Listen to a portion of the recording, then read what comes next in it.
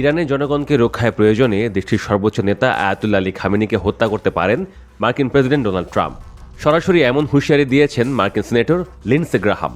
স্থানীয় সময় মঙ্গলবার ফক্স নিউজকে দেওয়া এক সাক্ষাৎকারে গ্রাহাম বলেন, আয়াতুল্লাহদের বলছি, আপনাদের বুঝতে হবে, আপনারা যদি ভালো জীবনের দাবিতে রাস্তায় নামা নিজ জনগণকে হত্যা করতে থাকেন, তাহলে ডোনাল্ড ট্রাম্প আপনাদেরকে হত্যা করবেন।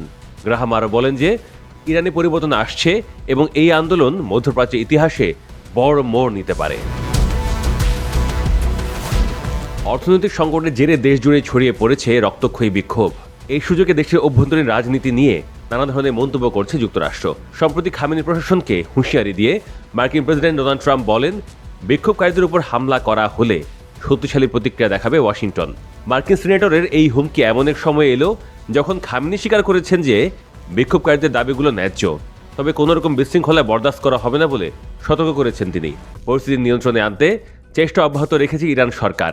দফায় দফায় ব্যবসায়ী প্রতিনিধিদের সঙ্গে আলোচনা করছে তারা।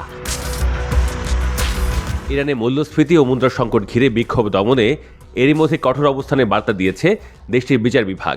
ইরানের প্রধান বিচারপতি গোলাম হোসেন মোহসেনি এজেই বলেছেন, যারা রাস্তায় নেমে দাঙ্গায় অংশ নিচ্ছে, নেতৃত্ব দিচ্ছে বা সহায়তা করছে, তাদের কোনো অজুহাত গ্রহণযোগ্য নয়।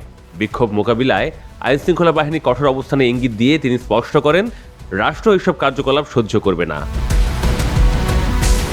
অন্যদিকে ইরানের ক্ষমতাচ্যুত শাহের পুত্র রেজা শাহ পাহলভি বুধবার এক ভিডিও বার্তায় দেশটির সশস্ত্র ও নিরাপত্তা বাহিনীকে জনগণের পক্ষে অবস্থান নেওয়ার আহ্বান জানান। এ সময় তিনি আরও জোরালো আন্দোলনের ডাক দেন। পাহলভি বলেন, ইরানের সশস্ত্র ও নিরাপত্তা বাহিনীর প্রতি সরাসরি আমার এই বার্তা। আপনারা যারা ইরানি জাতিকে রক্ষা করার জন্য সামরিক পোশাক পরেছেন এবং এখন এক ঐতিহাসিক সিদ্ধান্তের মুখোমুখি দাঁড়িয়ে আছেন, তাদের কাছে আমার প্রশ্ন, আপনারা ইতিহাসে কোন পাশে দাঁড়াবেন? অপরাধীদের পাশে নাকি জনগণের পাশে? ইরান জুড়ে চলমান বিক্ষোভের মধ্যেই প্রেসিডেন্ট মাসুদ পেজিশকিয়ান নিরাপত্তা বাহিনীকে আন্দোলনকারীদের বিরুদ্ধে দমনমূলক ব্যবস্থা না নেওয়ার নির্দেশ দিয়েছেন। তিনি জানান, শান্তিপূর্ণ বিক্ষোভকারী আর সশস্ত্র দাঙ্গাবাজদের মধ্যে পার্থক্য করতে হবে। শুধু যুক্তরাষ্ট্র না, ইসরায়েলের গুপ্তচর সংস্থা মোসাদও ইরানের অভ্যন্তরীণ বিক্ষোভে উস্কানি দিচ্ছে বলে অভিযোগ রয়েছে।